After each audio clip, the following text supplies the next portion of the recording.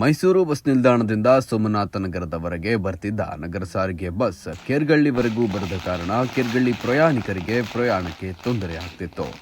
ಆದರೆ ಈಗ ಕೇರ್ಗಳ್ಳಿವರೆಗೂ ಕೂಡ ನಗರ ಸಾರಿಗೆ ಬಸ್ ಪ್ರಯಾಣ ಬೆಳೆಸಿದೆ. ಕೇರ್ಗಳ್ಳಿಗೆ ಬಂದ ಬಸ್ ನೋಡಿ ಸಂತಸಪಟ್ಟ ಗ್ರಾಮಸ್ಥರು ಬಸ್ಗೆ ಪೂಜೆ ಮಾಡಿ ಶುಭ ಹಾರೈಸಿದ್ದಾರೆ. ಮಲ್ಲೇಶ್ ಅವರ ನೇತೃತ್ವದಲ್ಲಿ ಜಿಲ್ಲಾಧಿಕಾರಿಗಳಿಗೆ ಬಸ್ ಬಿಡುವಂತೆ ಮನವಿಯನ್ನ ಮಾಡಲಾಗಿತ್ತು.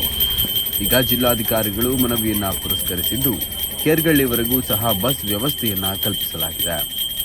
ಬಸ್ ವ್ಯವಸ್ಥೆ ಕಲ್ಪಿಸಲು ರೂವಾರಿಗಳಾಗಿದ್ದ ಮಲ್ಲೇಶ್ ಅವರಿಗೆ ಕೇರ್ಗಳ್ಳಿ ಗ್ರಾಮಸ್ಥರು ಮೆಚ್ಚುಗೆಯನ್ನ ವ್ಯಕ್ತಪಡಿಸಿದ್ದಾರೆ.